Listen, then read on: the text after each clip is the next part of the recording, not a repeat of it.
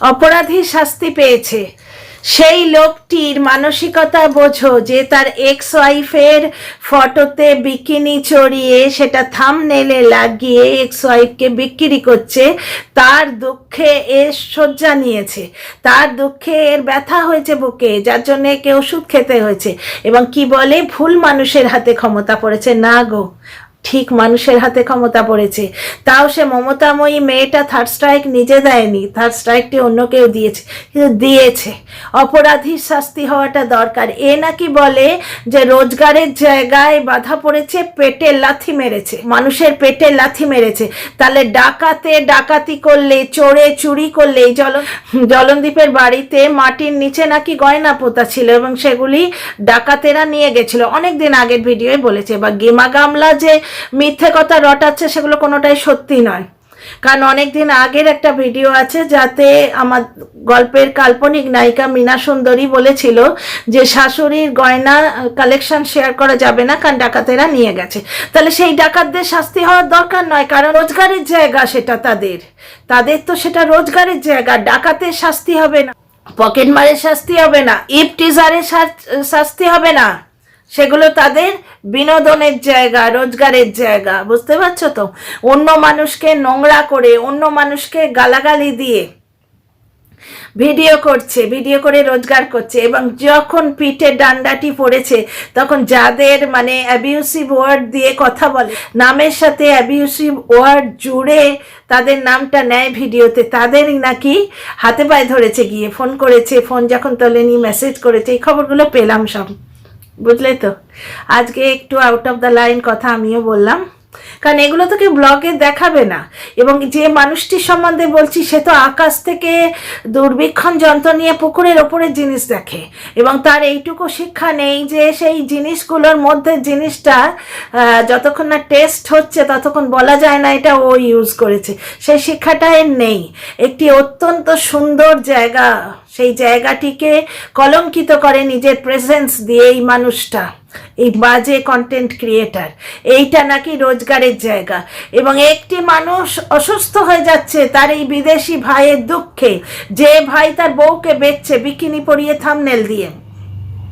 তাহলে বুঝতে পারছো আমার গল্পের কাল্পনিক নায়িকা মীনা সুন্দরী যে অভিযোগগুলো সোশ্যাল মিডিয়ায় এসে লাগিয়েছিল, সেই অভিযোগগুলো কিভাবে সত্যি, কতখানি সত্যি, যে তার রেট লাগানো হয়েছিল। কারণ যে স্বামী তার স্ত্রীর রেট লাগায় তার কাছে তো কিছু এসেই যায় না, যে তার XYZ যাই হোক, স্ত্রী তো স্ত্রী হয়, প্রাক্তন স্ত্রী। অনুপমকে দেখো, এখনো তার প্রাক্তন স্ত্রীর জন্য সে দুঃখ পাচ্ছে। সেই প্রাক্তন স্ত্রীর ফটোতে বিকিনি চড়িয়ে নিজের থাম্বনেইলে সে পোস্ট করতো এবং করে রোজগার করত, এবং সেই রোজগারের জায়গায় বাধা পড়েছে।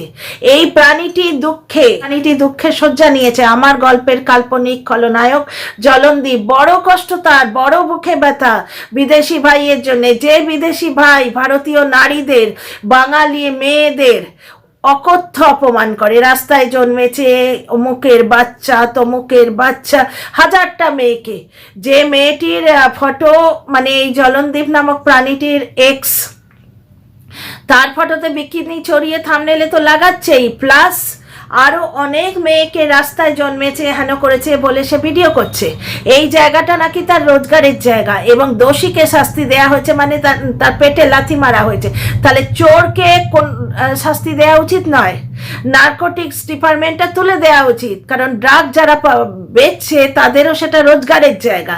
এবং নার্কোটিক্স ডিপার্টমেন্ট এখন প্রাণ হাতে করে নিয়ে সেই সমস্ত ড্রাগ ডিলারদের ধরে বা দোষীদের ধরে, পোচিং যারা করছে, ইনোসেন্ট অ্যানিম্যালগুলোকে মেরে ফেলে, হাতির দাঁত, চামড়া এগুলো সব বেচছে, বাঘের চামড়া বেচছে, পোচারদেরও ধরা উচিত নয়, কারণ সেটা তাদের রোজগারের জায়গা। তাদের পেটে লাথি মারা হচ্ছে ভার্চুয়ালি।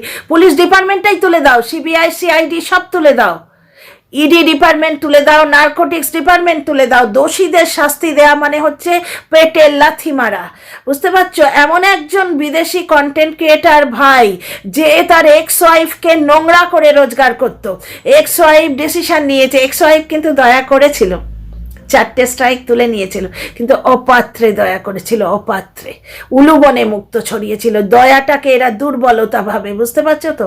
যার জন্যে আরও তুড়ি লাভ দিয়েছিল, আরও কোমর কষে গালাগালি করতে শুরু করেছিল। এক্স ওয়াইফ সেকেন্ড স্ট্রাইক দিয়েছে এবং থার্ড স্ট্রাইকটি কিন্তু অন্য জায়গা থেকে উড়ে উড়ে এসছে। সুতরাং আমার গল্পের খলনায়ক জলনদীপকেই শুধু লোকে ভালোবাসে না, আমার গল্পের যে মেহনতি নায়িকা, মিষ্টি নায়িকা মীনা সুন্দরী, তাকেও লোকে ভালোবাসে। সে হয়তো জলনদীপের মতো এরকম হাত বাড়িয়ে বসে নেই সব সময় যে খাট দিয়েছিস দে, ম্যাট্রেসটা দে, খাট দিয়েছিস বা এবার ম্যাট্রেস লাগবে, mattress mattress mattress mattress mattress mattress. আমাদের রেলিং নেই, আমাদের কিন্তু রেলিং নেই। বাচ্চাকে 2 দিন মেঝেতে শুয়েছিলাম, তাই জন্য খাট পেয়েছি, কিন্তু এত মাস ধরে যে বাচ্চাটা ওই সিঁড়িতে ওঠা নামা করছে, তোমরা দেখতে পাচ্ছ না? একটা রেলিংয়ের পয়সা পাঠিয়ে দাও। হে হোয়াটসঅ্যাপ গ্রুপের বন্ধুরা, বিদেশে, স্বদেশে, ভিন দেশে, out of Galaxy, alien friends যারা থাকো, তাদের অনেক পয়সা, তারা রোড সাইডের যে মানুষগুলো প্রচণ্ড ঠান্ডায় মরে যাচ্ছে তাদের দেখতে পাও না তোমরা? গরিব ঘরের যে অনাথ বাচ্চাগুলো, জানো কলকাতায় একটা মিশন আছে, মিশনটার নাম বলছি না, আমি অনেক দিন আগের কথা, আমি একবার বাপের বাড়ি গেছিলাম, আজকে আমার মা নেই, তখন শুনেছিলাম নাকি এমন একটা অনাথ আশ্রম আছে যেখানে ছেলেরা খালি গায়ে থাকে, কিছু কিছু এই জামা জোটে না। এই সমস্ত দাতাদের, যারা জলনদীপের মতো একটি ধূর্ত কাল্পনিক খলনায়ককে খাট ভিক্ষে দেয়, তারা কিন্তু এই সমস্ত অনাথ বাচ্চাগুলোকে দেখতে পায় না। রোড সাইডে অ্যাডভার্স ওয়েদারে মারা যায় যে মানুষগুলো, একটা কম্বলের জন্য মারা যায়, এই প্রচণ্ড শীতে একটা সোয়েটারের জন্য মারা যায়, তাদের এরা কিন্তু দেখতে পায় না।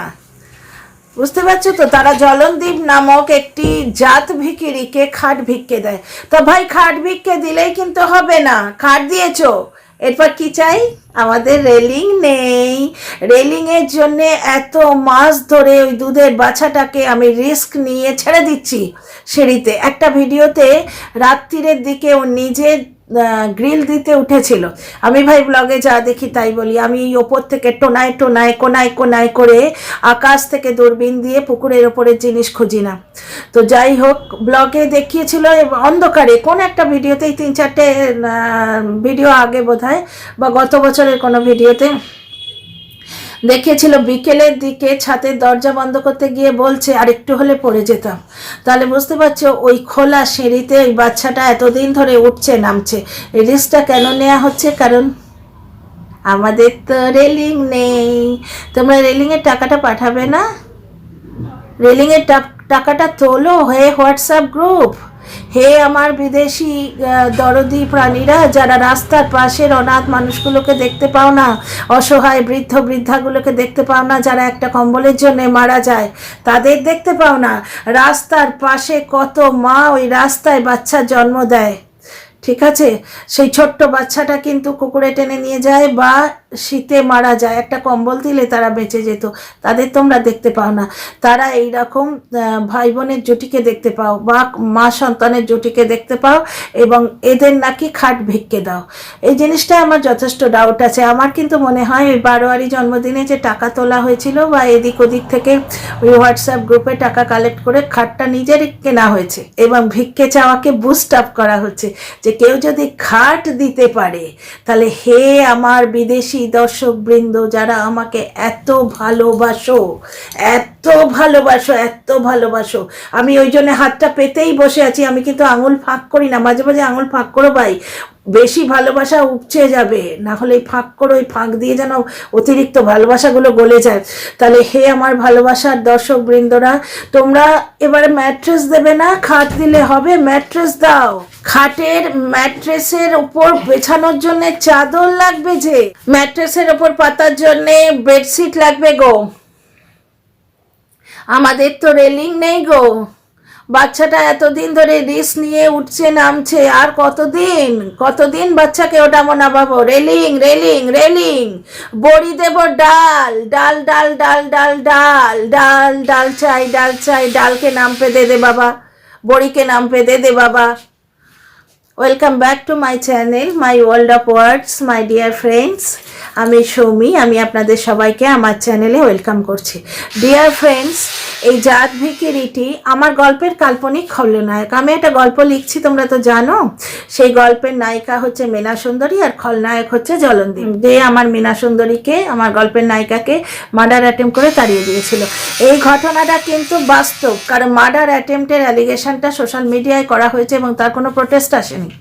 ঠিক আছে, এবার এই জলনদীপ তার একজন বিদেশি ভাইয়ের দুঃখে শয্যা নিয়েছে, প্রচণ্ড অসুস্থ, ওষুধ খেয়েছে আজকে, এবং সে বলছে বাজে মানুষের হাতে, ভুল মানুষের হাতে ক্ষমতা পড়ে গেছে। একটি মেয়ে, আমার গল্পের কাল্পনিক নায়িকা মীনা সুন্দরী, যার ফটোতে বিকিনি চড়িয়ে থাম্বনেলে দেয়া হতো, এবং সেটি নাকি তার রোজগারের জায়গা, সেটি তার রোজগারের জায়গা। দোষীকে শাস্তি দেয়া হয়েছে, মানে তার পেটে লাথি মারা হয়েছে, বুঝতে পারছো তো? তাহলে নির্ভয়া রেপিস্টগুলোকে শাস্তি দেয়া হয়েছিল, সেটা অপরাধ হয়েছে না? ইডি ডিপার্টমেন্ট যারা পয়সা তছরূপ নিয়ে কথা বলে, নার্কোটিক্স ডিপার্টমেন্ট যারা ড্রাগস সংক্রান্ত লোকেদের ধরে, পোচিং বন্ধ করার জন্যে যে সমস্ত ফরেস্ট অফিসাররা ওখানে রয়েছে, পোচিং বন্ধ করার জন্যে যে সমস্ত পুলিশ অফিসাররা পুরো প্রাণের ঝুঁকি নিয়ে চোরদের ধরে, চোরা চালানকারীদের ধরে, তারা সমস্ত মানুষের পেটে লাথি মারছে।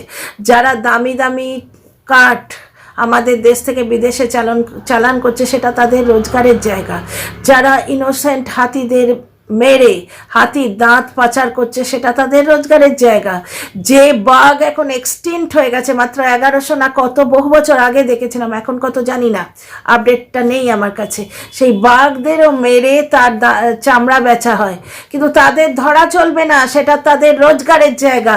নার্কোটিক্স ডিপার্টমেন্ট ড্রাগ ডিলারদের পেটে লাথি মারছে, সিবিআইরা ভার্চুয়ালি চোর ডাকাত এদের পেটে লাথি মারছে, পুলিশরা পকেটমারদের কেন ধরছে? পুলিশ অফিসাররা পকেটমারদের ধরে পকেটমারদের পেটে লাথি মারা হচ্ছে। প্রতিবাদের ঝড় তুলুন, কে বলে? কুত্তি বেড়াল, মনে পড়ছে? প্রতিবাদের ঝড় তুলুন, পেটে লাথি মারা হয়েছে। ছি ছি ছি ছি। তো এই জলনদীপ নামক প্রাণীটি আজ বড় দুঃখী, তার কারণ তার বিদেশি ভাইয়ের পেটে লাথি মারা হয়েছে। যে বিদেশি ভাই তার বউকে বিকিনি পরিয়ে বিক্রি করছিল, ঠিক আছে, বাস্তব বিক্রিটাই এ করতে চেয়েছিল বাস্তবে, কারণ আমি ব্লগে যা দেখি তাই বলি, ব্লগে দেখেছি তাই বলছি। বাস্তবে বিক্রি এ করতে চেয়েছিল, ভার্চুয়াল বিক্রি ও করছে, চোরে চোরে মাস্তুতো ভাই। সুতরাং birds of the same feather flock together, সুতরাং ওই ভাইয়ের জন্যে এই ভাইয়ের দুঃখ তো হবেই, বুঝতে পারছো? ভাইয়ের দুঃখে তার বুকটা খান খান হয়ে যাচ্ছে। সে তার এক্স ওয়াইফকে কাল বাঁদর বলেছে, বাঁদরের হাতে খন্তা পড়েছিল। এই মেয়েটি কি মিষ্টি মেয়ে, এ শুধু বাঁদরকে বাঁদরি আর খন্তাকে খন্তি বলে ছেড়ে দিয়েছে, কোনো পাঁচলাইন দেয়নি। পাঁচলাইন দিলে কিন্তু ঝড় উঠে যেত ওয়াইটিতে, বুঝতে পারছো তো? কোনো পাঁচলাইন আমার গল্পের কাল্পনিক নায়িকা দেয়নি। তার চ্যানেলটি সাফ সুতরা চ্যানেল, সেখানে কোনো কন্ট্রোভার্সি ছোঁয়া নেই, সেখানে ঠাকুরের ছোঁয়া থাকে। প্রত্যেকটি ব্লগে, বেশিরভাগ ব্লগেই পুজো করা দেখায়, অথবা কোনো না কোনো মন্দির দেখায় বা ঠাকুরের মূর্তি দেখায়, আর আত্মীয় স্বজনে পরিবৃত একটি সুন্দর সুস্থ ব্লগ দেখায়, যার থেকে সামাজিক ভ্যালুস পাওয়া যায়, যেটা দেখলে মনটা ভালো হয়ে যায়। ঠিক আছে, আমার মীনা সুন্দরী কিন্তু এইরকম ব্লগ করে। সুতরাং পেঁচার চোখে আলো পড়েছে, বাকি পেঁচা তো ছটপটিয়ে উঠেছে। ভাইয়ের দুঃখে ম্রিয়মান এই প্রাণীটি এক্স ওয়াইফকে কাল বাঁদর বলে গালি দিয়েছিল, এবং আজকে বলেছে ভুল মানুষের হাতে ক্ষমতা পড়েছে। তা যে মানুষটি ইউএস থেকে থার্ড স্ট্রাইকটি দিয়েছেন, সেও কি ভুল মানুষ? তো ডিয়ার ফ্রেন্ড, দোষী শাস্তি পেয়েছে। এই পজিটিভিটির সঙ্গে আমি আজকে আমার এই ভিডিওটা এন্ড করছি। See you in the next video.